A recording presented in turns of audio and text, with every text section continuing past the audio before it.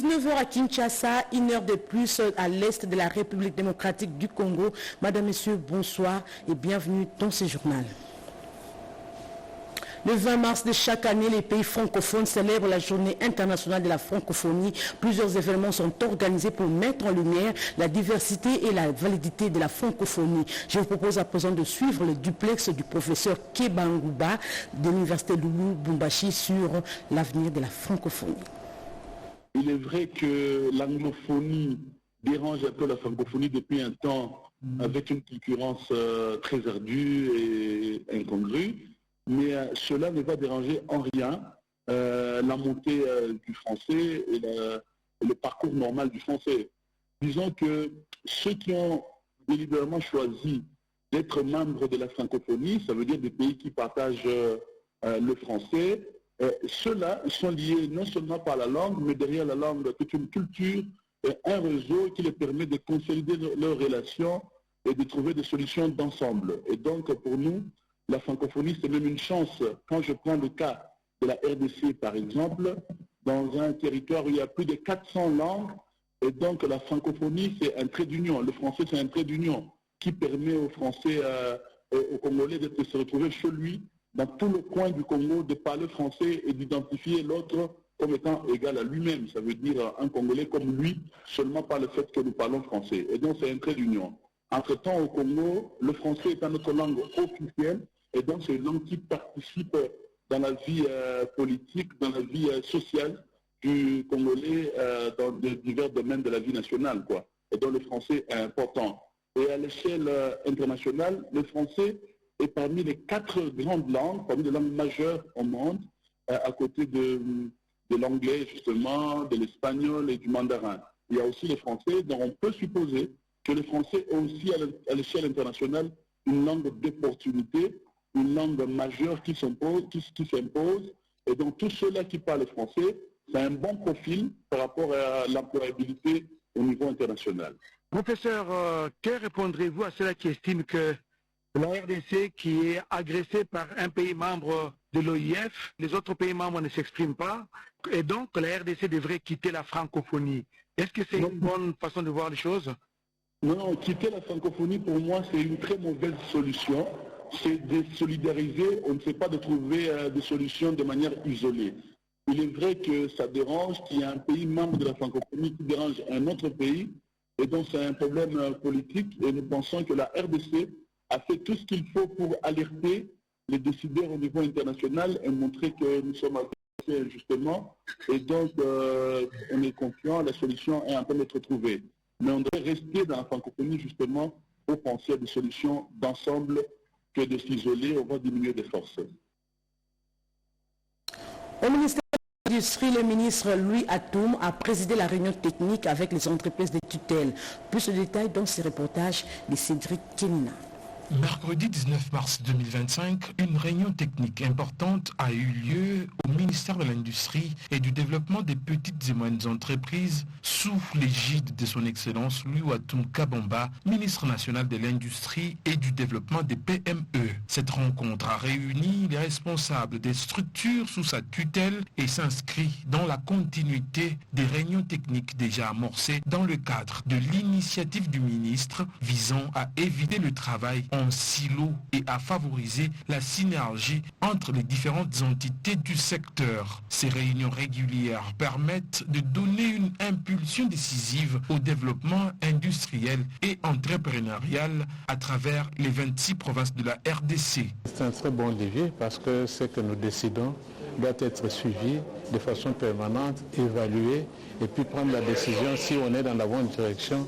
Ces échanges constituent un levier stratégique pour matérialiser la vision du chef de l'État, Félix-Antoine Tshisekedi Tshilombo, sous la direction de la première ministre Judith Souminois, et instaurer ainsi une dynamique de collaboration renforcée entre le ministère et les responsables des structures sous sa tutelle. C'est grâce au leadership imprimé par son Excellence Monsieur le ministre que désormais nous avons réappris à travailler ensemble en synergie et nous nous rendons compte justement à partir de la deuxième séance. Cette démarche démontre une fois de plus l'engagement de son Excellence, Monsieur le ministre Louis Ouatoum Kabamba, à accélérer le développement des secteurs de l'industrie et des PME tout en garantissant une coordination optimale entre les différents acteurs.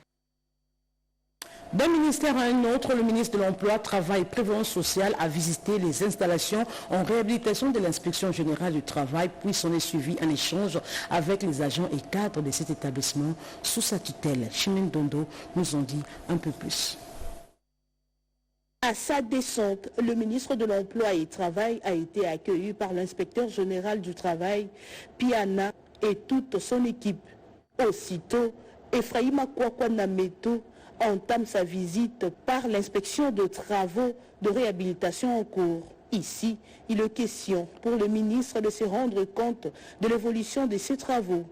Dans un entretien avec le cadre et agent de l'IGT, le ministre interpelle la conscience de chacun dans l'exécution de ses tâches. Je suis venu m'acquérir de l'évolution de ces travaux, mais aussi rassurer aux inspecteurs du travail qu'ils doivent faire leur travail avec toute conscience. Une visite de réconfort qui vaut son pesant d'or, surtout qu'elle intervient à un moment crucial pour cet important service du ministère de l'Emploi et du Travail, ainsi que l'atteste l'inspecteur général Piana. C'est un réconfort, surtout qu'on est en train de traverser un mois difficile où on doit organiser ce service et en voyant sa présence, ce qui nous donne encore de la force pour que nous puissions continuer. Répondant à la question du manque criant de locaux pouvant contenir tout le service, Ephraïm Akwakwa a rassuré ses interlocuteurs que la question a été soumise à son homologue des infrastructures pour des solutions idoines. Il y a nécessité pour la sécurité des frontières avec cette guerre injuste imposée à la RDC par le Rwanda en séjour à Séoul, en Corée du Sud. La vice-ministre de l'Intérieur, Eugénie Tchela, s'est rendue à la frontière entre les deux Corées pour comprendre le mécanisme de sécurité des frontières. L'agression rwandaise donne réflexion à la sécurité de nos frontières en République démocratique du Congo avec les pays voisins. Pour palper du doigt la réalité frontalière entre la Corée du Sud et celle du Nord, la vice-ministre de l'Intérieur, Sécurité et Décentralisation, Eugénie Tchela-Kamba, s'est rendue à Padjo, l'une des frontières les plus fermées et militarisées au monde. Fruit de la guerre froide et de la guerre des Corées comme celle imposée à la RDC par le Rwanda et ses supplétifs du M23, elle demeure encore aujourd'hui un abcès de fixation des tensions régionales, continentales et mondiales. Après avoir traversé le fleuve Anekonga grâce à une tyrolienne touriste, le numéro 2 de la territoriale n'a pas voulu rater un seul instant pour comprendre le mécanisme efficace mis en place par l'État coréen du Sud pour la sécurité de ses frontières maintenant plus de 50 ans. Sur place, Eugénie Tchela-Kamba a eu des explications claires et nettes de la part des forces de défense coréennes piquées à la première ligne de front. Cette frontière entre deux pays est truffée des clôtures de fils de fer barbelés et des champs de mines, ce qui rend toute tentative de traversée extrêmement dangereuse. La vice-ministre de l'Intérieur et toute sa délégation repartent avec une satisfaction totale pour une mission accomplie.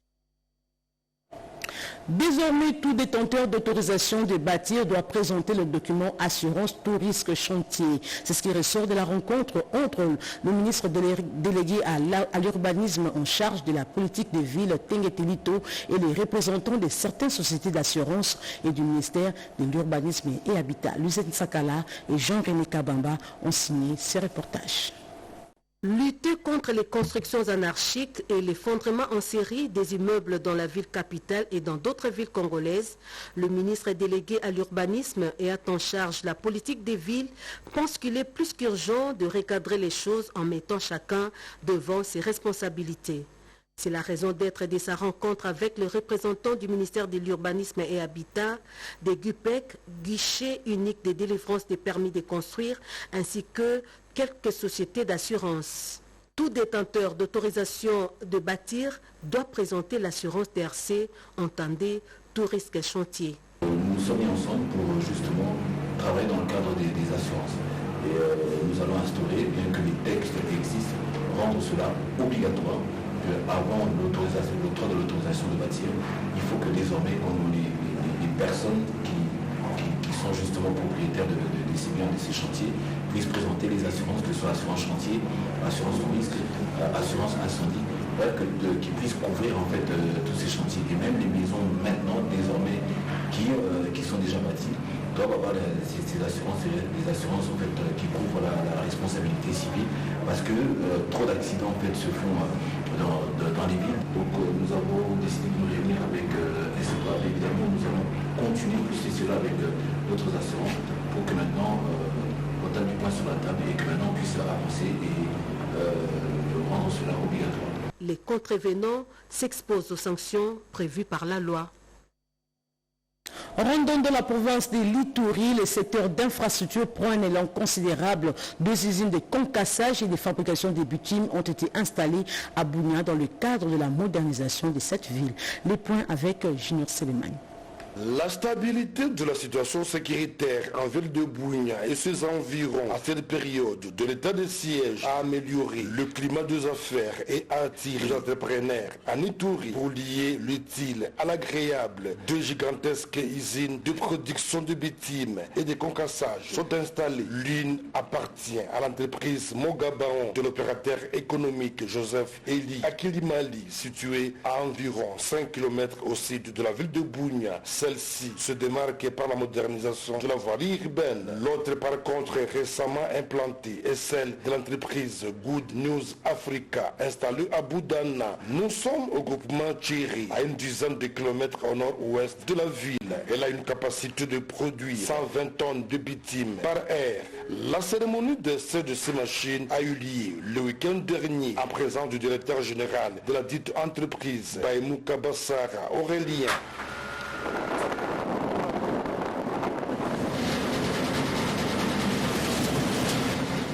Notre usine est composée, il y a la partie mixeur là où on mélange le bitume et l'autre partie qui est au début c'est les trémies, là où nous stockons le gravier comme vous avez vu là. Et la dernière partie qui est ici c'est le décanteur, là où nous chauffons le bitume. Quand ça vient dans des fils, on chauffe ça dans le décanteur et puis on verse dans le tank de stockage qui sont là. Dans une heure nous pouvons produire des camions bien comme vous avez vu. Puis c'est ça, 120 tonnes par heure. Le gouverneur militaire de l'Ituri, le lieutenant général Luboyanka Chomadjoun, lors de l'inspection des travaux effectués en ville de Bunia, a encouragé ces jeunes entrepreneurs pour cette œuvre grandiose. Tenez, l'implantation de l'usine de fabrication d'arrobés et de concassage par l'entreprise Good News Africa en Ituri, c'est en prévision de l'asphaltage de la RN 27 tronçons compris entre Bunia Mahagi et Bunia Komanda. Une promesse du chef de l'État, Félix Antoine Tshisekedi Tshilombo, à la population de l'Ituri. Objectif, non seulement rendre fluide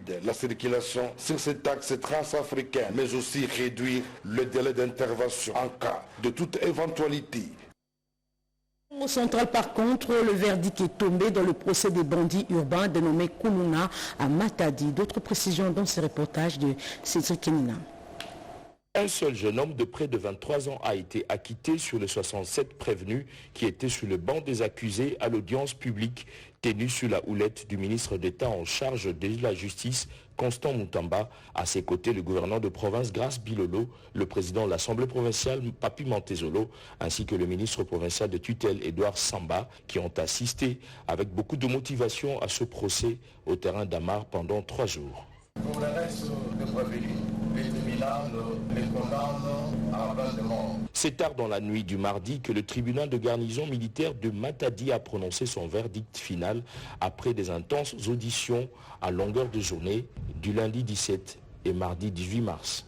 Cette sentence était un ouf de soulagement pour le maire de la ville, un joli coup de filet, une preuve éloquente de la détermination du gouverneur Grace Bilolo à lutter contre l'insécurité dans toute l'étendue du Congo central, comme il a fait savoir dans son adresse au service de sécurité lors de la dotation à la police par son gouvernement provincial en moyens financiers et engins roulants d'intervention. Peu avant la matinée du mardi 18 mars, le ministre Constant Moutamba a effectué une visite à la prison centrale de Matadi au camp Molaï pour se rendre compte des conditions carcérales. À l'occasion, il a annoncé la construction prochaine d'une nouvelle prison centrale et a procédé symboliquement à la libération des 89 détenus graciés par l'ordonnance présidentielle de décembre 2024, parmi lesquels un mineur voleur de téléphone. Au cours de la journée, pendant que les auditions se poursuivaient, le ministre Constant Moutamba a été indigné d'enregistrer beaucoup de plaintes de violences sexuelles contre les femmes ainsi que les victimes de l'injustice de tous bords au cours d'une séance de consultation populaire organisée au stadium d'Amar, une façon pour son ministère de lutter contre les mauvaises pratiques judiciaires. Au Yolaba, 2 mois après l'inauguration des locaux affectés par l'incendie dévastateur du lycée Mwanga par le gouverneur, un constat a été fait sur l'évolution des élèves dans leur nouveau cadre. Le lycée Mwanga de Kolosi a repris avec la normalité dans les locaux complètement réhabilités. Les élèves disent évoluer dans des conditions plus confortables qu'avant. Pour le moment, je peux dire que nous sommes très à l'aise, nous étudions convenablement et cela nous permet même d'acquérir la leçon comme il le faut. Il n'y a pas assez de bruit, nous étudions comme il se doit, nous sommes bien organisés par rapport à la réhabilitation de l'école et cela a vraiment beaucoup contribué à l'évolution de l'éducation. Je tiens déjà à remercier le gouverneur pour ce qu'elle a fait.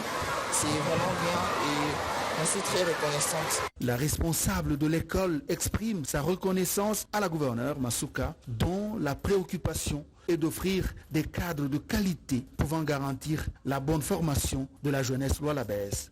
Des classes réhabilitées avec des nouveaux bancs et aussi avec, je dirais, l'autre couleur qu'elles avaient avant. Le 24 avril 2023, le lycée Mwanga avait connu un incendie qui avait endommagé la partie de ses installations. Aussitôt informée, la première dame, Denise Nyakeru Tshisekedi, avait encouragé l'autorité provinciale à intervenir. Marie-Thérèse Masuka Saini s'était personnellement impliquée en suivant pas à pas le déroulement des travaux jusqu'au rétablissement total de ces infrastructures scolaires qui ont actuellement 84 ans d'âge. Toujours dans la province du Lualaba, la bourgmestre de la commune de Fungurumé est déterminée à rendre son environnement propre. L'opération de curage et de nettoyage de caniveaux de toutes les avenues et des grandes artères a été lancée par l'autorité municipale de cette commune. Le bourgmestre intérimaire de la commune de Fungurumé, l'honorable Aline Makano, en ces débuts de semaine, elle n'a pas dérogé à sa traditionnelle règle. Une descente d'inspection sur terrain pour voir l'évolution des travaux de débouchage qu'effectue la brigade d'assainissement. Elle a appelé les responsables des boutiques et stations d'essence se trouvant sur la nationale 39 à plus de responsabilités dans les secteurs d'assainissement pour éviter certaines maladies liées à l'insalubrité et surtout de garder notre environnement propre. On peut facilement enlever, travailler. Mon message est clair. Avec ma système ya Biuma, tutatosha, turatumika et puis turarudisha. Ça, moi, je ne sais pas. C'est l'autorité qui doit décider parce que c'est une route d'intérêt national. Une route d'intérêt national, c'est pas moi qui décide. Donc, je n'ai pas de réponse à fournir à cela. Mais ce que moi, je sais, c'est ce qui va avec l'intérêt de la commune. On enlève, c'est notre côté, ils ont déjà commencé. Pourquoi pas vous? Mais qu'on enlève d'abord, vous faites ce qui est faisable, le reste on verra après. L'équipe de la brigade d'assainissement de la commune de Fungurumé, que dirige le coordonnateur Mfalme Kekadi Manga, suivi de Christian Dikoukou, reste déterminé à répondre aux besoins de la population selon les orientations dictées par l'autorité communale, comme le souhaite la gouverneure de province, son excellence Fifi Masuka Saini. Dans le Haut-Ouélé, le gouverneur Jean Bakometo s'est engagé à doter progressivement tous les services publics provinciaux de son entité des moyens de transport. Pour preuve, un premier lot d'une centaine de motos a été remis hier. Nathalie Mboula.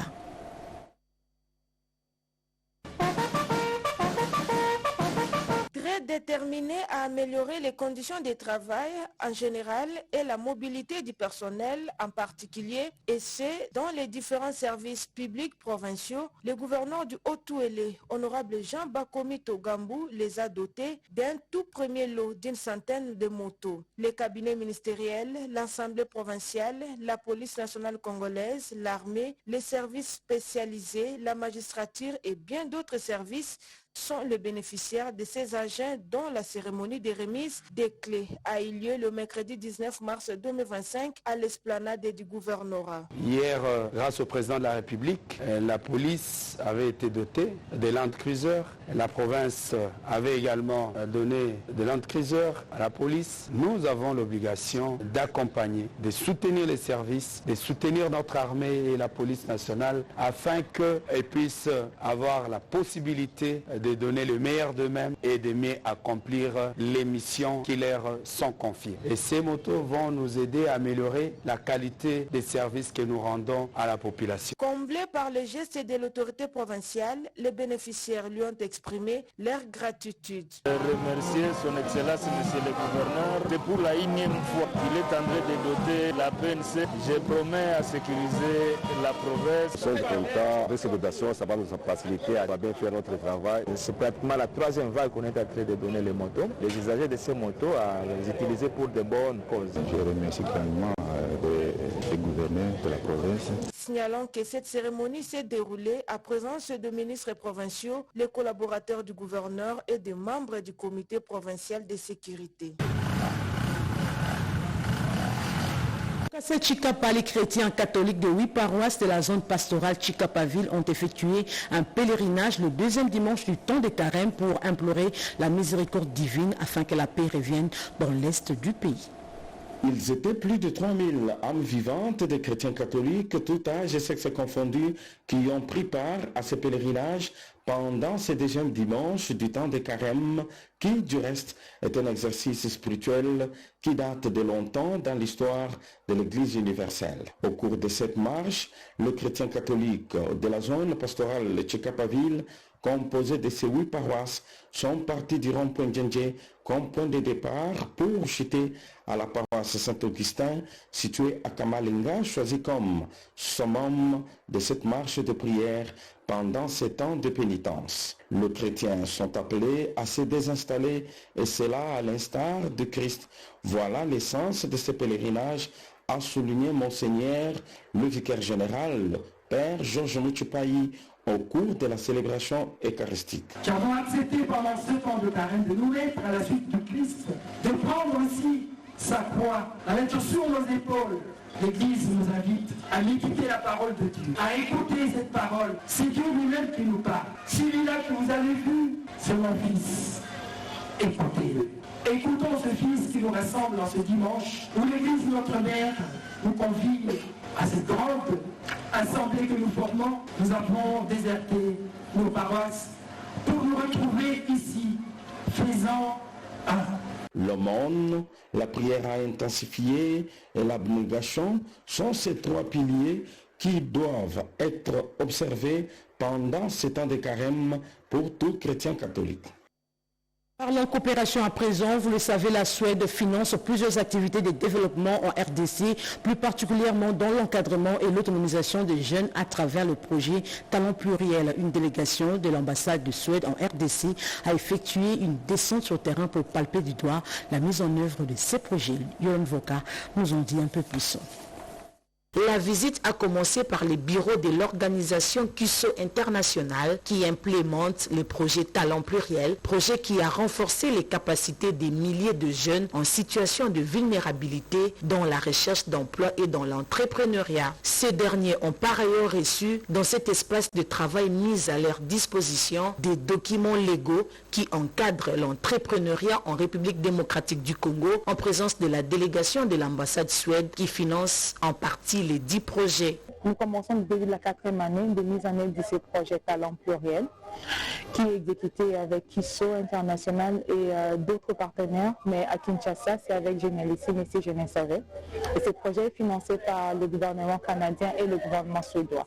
Et donc c'est dans ce cadre-là que le gouvernement suédois voulait aller vraiment au niveau de la communauté, au plus près des partenaires et des bénéficiaires pour s'enquérir un peu des succès, des réalisations, mais surtout de l'impact. Si c'était vraiment nécessaire de mettre en œuvre ces grands projets ou comment la communauté reçoit les projets. Avec le responsable de Kiso International, Anne, Sophie et Elisabeth se sont rendues par la suite dans la commune de Selembao où elles ont assisté à une séance de sensibilisation des leaders communautaires sur l'inclusion sociale, activité organisée par l'organisation Si Jeunesse Savait, partenaire des mises en œuvre du projet Talent Pluriel, auquel contribue également l'organisation Génialissime où s'est clôturée la visite des terrains. La journée internationale des droits de la femme a été célébrée hier au secrétariat général à la reconstruction, une occasion pour rendre hommage aux femmes de l'Est du pays victimes des atrocités de la guerre, d'agression rwandaise et des supplétifs du M23. David Moubenga pour le commentaire. En dépit du contexte de guerre qui sévit dans l'est de la République démocratique du Congo, caractérisé par l'agression rwandaise, ce qui n'a pas manqué de perturber le mois de mars dédié aux droits de la femme. Le secrétariat général à la reconstruction a organisé le mardi 19 mars 2025 une manifestation placée sous le thème « La femme congolaise au centre de toutes les ambitions ». Cette journée était marquée par plusieurs exposés faits par différentes personnalités du ministère des ITPR et celui du genre. Après une minute de silence observé en mémoire des femmes et filles victimes des atrocités à l'est du pays, le secrétaire général à la reconstruction, Alexis Kaloua, a rendu un hommage mérité au président de la République, Félix Tshisekedi, pour les efforts inlassables qu'il ne cesse de déployer en vue du retour d'une paix durable en République démocratique du Congo et la place qu'il réserve à la femme dans la recherche de cette paix. Avec cette célébration, je voulais que vous sachiez, que vous compreniez, vous le savez bien, que vous êtes des femmes fortes, des femmes battantes, des femmes qui se sacrifient, des femmes qui vont au-delà. Voilà pourquoi cette occasion se présente comme une occasion en or pour que le monde entier reconnaisse la place que vous jouez dans cette société. Pour le secrétaire général à la reconstruction, les femmes, par leurs ambitions, contribuent au développement de notre pays. Seul le patriotisme devra caractériser tous les Congolais sans distinction. Toujours dans le cadre de la célébration du mois de mars dédié aux droits de la femme, le réseau des femmes des entreprises du Congo REFEC a organisé une rencontre avec les femmes des régies financières, des entreprises commerciales et des établissements publics. À cette occasion, une collecte de fonds a été organisée pour soutenir les victimes de l'Est du pays. Cette rencontre du réseau de femmes des entreprises du Congo, REFEC en sigle, était une occasion pour elles de faire le rapport des activités réalisées en 2024, aussi garder une pensée pieuse pour les victimes de la guerre de l'Est de la République. Pour ce faire, il a procédé à la collecte de fonds afin de compatir au malheur qui les a frappés. L'enveloppe a été remise aux mains propres de la représentante de la ministre du Genre, Famille et Enfants, présente à cette manifestation. Au niveau du REFEC, nous célébrons cette femme de l'entreprise. Cette femme qui se lève très tôt le matin, va dans l'entreprise, puis revient encore gérer la maison. Cette femme qui a 1000 bras pour que les choses réussissent. Nous avons priorisé le rapport entre la femme et son créateur. Que cette relation passe avant toute autre relation. Nous sommes de cœur avec nos frères et sœurs de l'Est de la République. C'est pourquoi nous avons fait ce geste de donner le peu que nous avions pour contribuer tant soit peu à leur souffrance. Il y a un grand groupe de REFEC qui est en ce moment à New York en train de faire des plaidoyers avec les autres femmes de la RDC pour la situation de l'Est de notre pays et nous soutenons l'autorité qui est placée pour veiller sur les familles et les femmes, les enfants pour marcher avec elles et chercher des solutions pour la résolution de cette histoire. S'investir dans la formation de femmes, agir pour renforcer et appliquer les lois pour mettre fin à l'agression de femmes en RDC sont là les plaidoyers de femmes du REFEC auprès des décideurs. Et pour terminer, la session spéciale de la société civile dénommée Quinzaine civile s'est tenue aujourd'hui à Kinshasa. Objectif permettre aux acteurs de la société civile venus de province et de l'étranger d'examiner les causes et les conséquences des conflits sur le plan économique et des droits de l'homme dans les territoires sous occupation. Émilie Kaindo et Papi Mbongo ont signé ce reportage.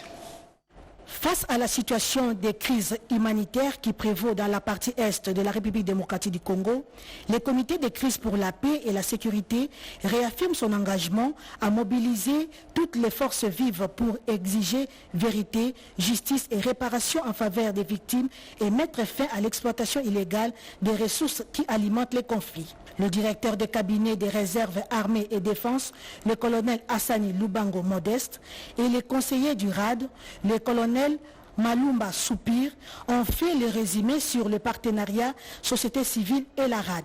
La République traverse un moment particulier et nous avons le devoir de défendre la terre de nos aïeux, conformément à l'article 63 et à son alinéa premier. C'est par rapport à ça qu'on a créé la réserve armée de la défense pour impliquer tout le monde, pour que tout le monde ait l'esprit de défense, mais aussi de la résilience. Nous avons la réserve citoyenne et la réserve opérationnelle. La réserve opérationnelle, c'est la réserve qui est active. Et la réserve citoyenne, où n'importe qui peut suivre la formation et après la formation, il continue ses travaux. Donc l'approche globale de la défense est tellement vaste que nous avons besoin de tout un chacun.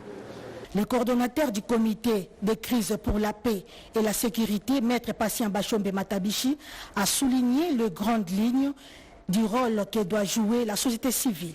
Au regard du choc qu'a subi la République démocratique du Congo, nous avons échangé avec la RAD aujourd'hui et je crois que nous devons ensemble comprendre notre responsabilité de défendre notre patrie. Plusieurs intervenants ont tour à tour évoqué les causes et les conséquences économiques dans les territoires sous occupation rwandaise. Ainsi s'achève ce journal de 19h réalisé par Yolande Voka et Jonathan Moubalama. Nana Mozazebo a rédigé ce journal. L'actualité continue sur votre chaîne nationale, 20h la présentation.